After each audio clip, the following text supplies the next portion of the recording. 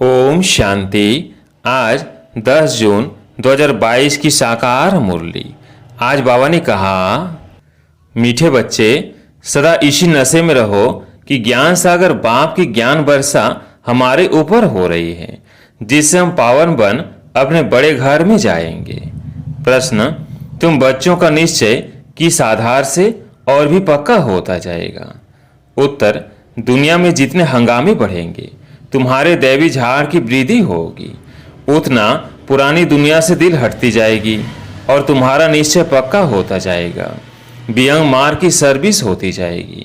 धारणा पर अटेंशन देते जाएंगे तो बुद्धि का हौसला बढ़ता जाएगा।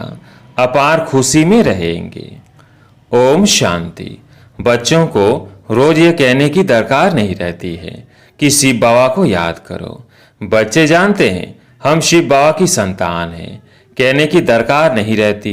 शिव बाबा हमको इस द्वारा पढ़ाते हैं। यह ज्ञान सागर के ज्ञान की वर्षा बच्चों की बुद्धि में है कि ज्ञान सागर की अब हमारे ऊपर ज्ञान वर्षा हो रही है। जो आकर ब्राह्मण बनते हैं उन पर ही मैं ज्ञान का वर्षा करता हूँ, बच्चों के सम्मुख होता हूँ। अभी बच्चे सम्मुख बैठे हैं। बाबा घड़ी घड़ी सम्मुख होने का नशा चढ़ाते हैं। माया फिर नशा उतार देती है। किसका पूरा उतार देती, किसका कम। बच्चे जानते हैं हम आए हैं सागर के पास रिफ्रेश होने, अर्थात मुरली के पॉइंट से धारण कर डायरेक्शन लेने। हम उनके सामने बैठे हैं।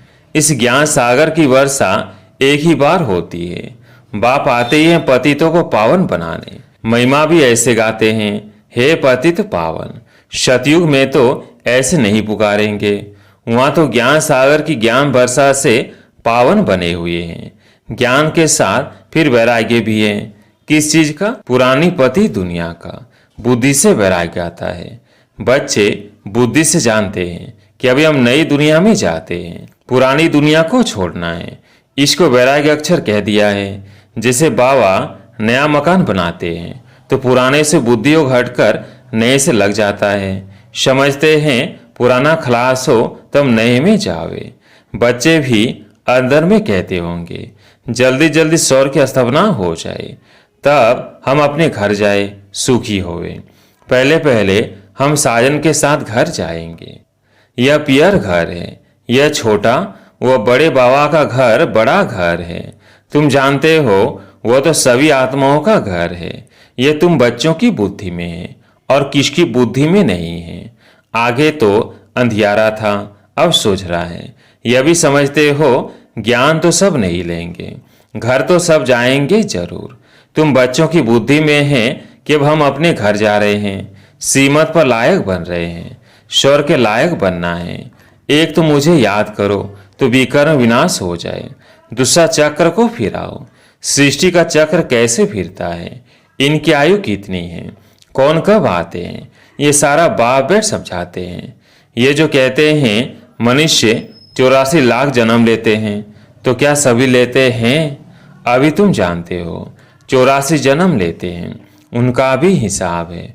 सब तो 84 जन्म भी नहीं लेंगे। शुरू से लेकर पुनर्जन्म में आते रहते हैं। पिछाड़ी में किसके 1-2 जन्म भी होते हैं।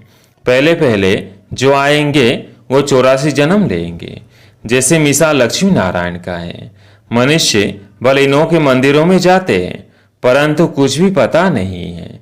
बस कहेंगे भगवान भगवती का दर्शन करने जाते हैं, परंतु इनों की राजधानी कैसे स्थापन हुई यह कुछ भी नहीं जानते।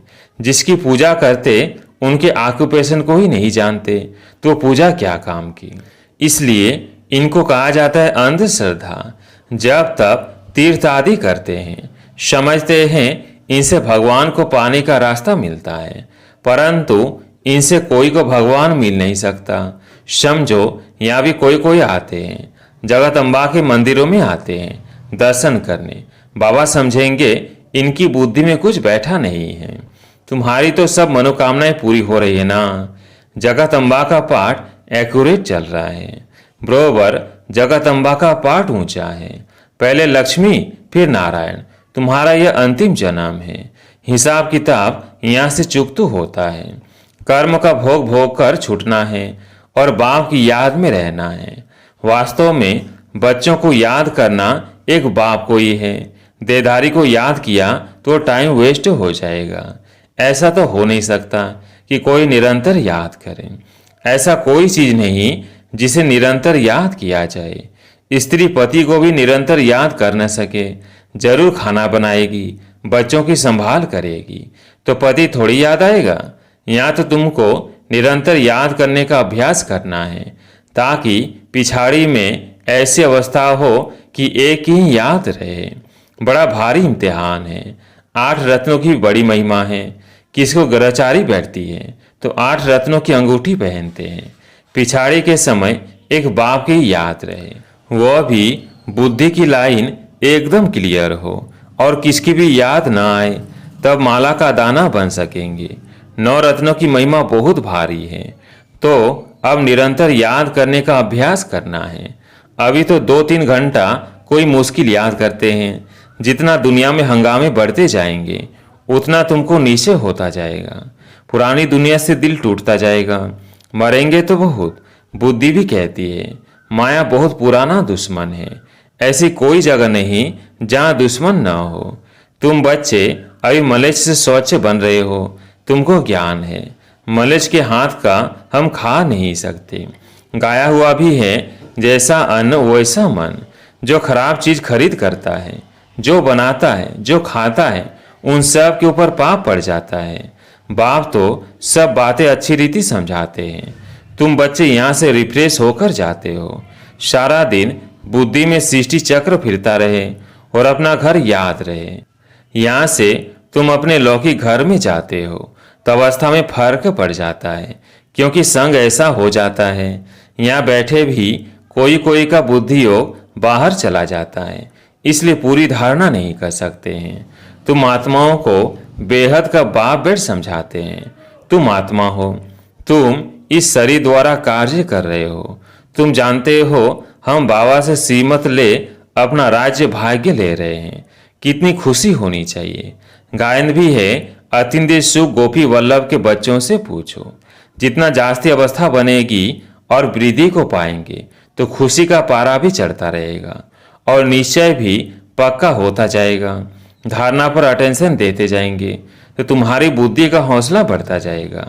आगे चलकर तुम्हारी विहंग मार्ग की सर्विस होती जाएगी। युक्ति निकालनी होती है जिससे कोई को अच्छी रीति तीर लगे। मुख्य तो है ही बाप का परिचय देना। बेहद के बाप से बेहद का वर्षा मिलता है। ज्ञान सागर भी वो है। ज्ञान से ही मनुष्य पावन होते हैं। पतित पावन वही बाप है। तुम एक ही पॉइंट उठाओ कि सर्वव्यापी की बात से भक्ति भी चल न सके। यह बात अच्छी रीति समझानी है। वो लोग कहते हैं किन्हों के ज्ञान से विनाश होगा। तुम भी कहते हो इस रुद्र ज्ञान यज्ञ से विनाश ज्वाला निकली है। वह भी सच कहते हैं। कोई बात नहीं मानेंगे तो विनाश ही होगा, और क्या। यह तो कल पहले भी विनाश हुआ था। भगवानुवाच रुद्र ज्ञान यज्ञ में यह सब स्वाहा होंगे। वो लोग समझते हैं इन्हों का ज्ञान ऐसा है, इसलिए सामना करते हैं। समझते हैं कि बहुत भक्ति करने से भगवान मिलता है। हम भी कहते हैं जिन्होंने भक्ति पूरी की है उनको ही भगवान मिला है। परंतु इन बातों को समझने में मनुष्यों को बहुत मेहनत लगती है। कल्प पहले भी तुम बच्चों ने बाप की मदद से नरक को स्वर्ग बनाया था, तो जरूर नरक का विनाश भी हुआ होगा। जब नरक का विनाश हो तब स्वर्ग की स्थापना हो, यह भी तुम समझा सकते हो। भारत बरोबर पावन था, यह तो कोई भी धर्म वाला कहेगा। बरोबर स्वर्ग था, प्राचीन माना सबसे पुराना। सो तो स्वर्ग ही होगा ना। जो पुराना हो गया है वो फिर नया होना है। यह तुम बच्चों की बुद्धि में है। बरोबर इन देवी देवताओं का राज्य था, अब नहीं है। फिर से आदि सनातन देवी देवता धर्म की स्थापना करा रहे हैं। किसकी मदद से? जो सर्व का निराकार बापू जी है, सर्व आत्माओं का बाप। इन बातों को तुम जानते हो। तुम कितने साधारण हो। बाप कहते हैं मैं भी गरीब निपाच हूं। तुम गरीब हो ना। तुम्हारे पास क्या है? तुमने सब कुछ भारत के ऊपर स्वाहा किया है। तुम्हारी कितनी बड़ी रावण से लड़ाई है। शक्ति सेना है ना। वंदे मातरम गाया जाता है। अपवित्र पवित्र की वंदना करते हैं। कौन सी माता? वह धरती माता समझ लेते हैं, परंतु यह तो धरती पर रहने वालों की बात है। जगत अम्बा है तो बच्चे भी है। यह दिलवाला मंदिर यादगार बना हुआ है। कुमारियां अधर कुमारियां भी है, इनको माता भी कह देते हैं। तुम कहते हो बाबा हम तो बीके हैं, हमको माता ना कह बेटी कहो, हम कुमारी हैं। कितनी गूढ़ समझ की बात है, परंतु उठा नहीं सकते हैं। पुराना जन्म जन्मांतर का भान बैठा हुआ है, वो टूटता ही नहीं है। तुम्हारी बुद्धि में है कि बाबा हमारे सामने बैठे हैं, आत्माओं से बात कर रहे हैं। बाप की इस शरीर में प्रवेशता है। बाबा आकर अलौकिक दिव्य कर्तव्य करते हैं, पतित को पावन बनाने के लिए पढ़ाते हैं। पूरी याद रहनी चाहिए, हमको पतित पावन शिव बाबा पढ़ाते हैं। पतित पावन सबसे ऊंचा हुआ, फिर बाप टीचर भी है। पहले पहले अक्षर ही आना चाहिए, पतित पावन। उनको याद करते हैं, ओ गॉड फादर आओ, आकर फिर से हमें राजयोग सिखलाओ। बाबी कहते हैं, फिर से तुम बच्चों को सहज ज्ञान योग सिखला रहा हूँ। इसमें पुस्तक आदि की कोई बात नहीं, यह तो उन्होंने नाम रख दिया है। अतो बाप तुमको लायक बनने की शिक्षा दे रहे हैं। नित्य नई पॉइंट से मिलती है, और गीताएं ग्रंथ आदि जो बनाते हैं उनमें कोई एडिशन व कटकुट नहीं करते हैं, वही सुनाते हैं। यह एडिशन किया जाता है, कटकुट भी किया जाता है। रोज नई नई पॉइंट से मिलती है। नॉलेज बड़ी वंडरफुल है, जो और शास्त्रों में नहीं है। काम महाशत्रु है, भगवानुवाच। देह सहित सबको भूल जाओ, एक को याद करो। मैं तुम सब आत्माओं को वापस ले जाऊंगा। मैं अकाल मूर्त कालों का काल हूँ। मैं सब बच्चों को लेने आया हूँ, तो तुमको खुशी होनी चाहिए ना। तुम जानते हो अभी हम घर जाते हैं, जल्दी होशियार हो जाए। बाबा से वर्षा तो ले लेवे, तब तक लड़ाई ना लगे। बाबा कहेंगे मैं थोड़ी कुछ कर सकता हूँ, पहले रिहर्सल होगी। अभी तो राजाएं आदि भी नहीं आए हैं, राजस्थान पर भी समझा सकते हो। बोलो तुमको पता है कि राजस्थान नाम क्यों पड़ा है? भारत में लक्ष्मी नारायण का राज्य था ना, फिर से वो राजस्थान होना चाहिए। सो अब फिर से स्थापन हो रहा है, हम जानते हैं, परंतु बुद्धि में जब बैठे तब खुशी का पारा चढ़े। भक्ति मार्ग में इन देवताओं के मंदिर बनाते हैं। भारत में कितना धन था, हम फिर से इनको दैवी राजस्थान बनाते हैं। इन बातों को आकर समझो, समझाने का भी उमंग होना चाहिए। यह भी सेमिनार है ना, कैसे सर्विस करनी चाहिए। बाबा ने समझाया है, कुमारियां माताएं गोप सब इकट्ठे सुनते हैं। ऊंच तो एक भगवान है, कृष्ण नहीं। तो राजस्थान पर तुम समझा सकते हो। बराबर राजस्थान था, जिनों के मंदिर बने हुए हैं, फिर से हम बना रहे हैं। बाप हमको राजयोग सिखा रहे हैं, तुम भी ट्राई करो आधा कल्प के लिए, फिर कभी रोना नहीं पड़ेगा। हम राम की सीमत से रावण पर जीत पा रहे हैं। अक्षर सुनेंगे तो अंदर जचेगा। जिनको तीर लगेगा वो समझने के लिए आ जाएंगे। यह बेहद का सेमिनार रोज बाबा करते हैं। यह आत्माओं का परमात्मा के साथ सेमिनार। अच्छा, मीठे मीठे सिकिलधे बच्चों प्रति माता पिता बाप दादा का याद प्यार और गुड मॉर्निंग। रूहानी बाप की रूहानी बच्चों को नमस्ते। हम रूहानी बच्चों की रूहानी बाप दादा को याद प्यार गुड मॉर्निंग नमस्ते नमस्ते।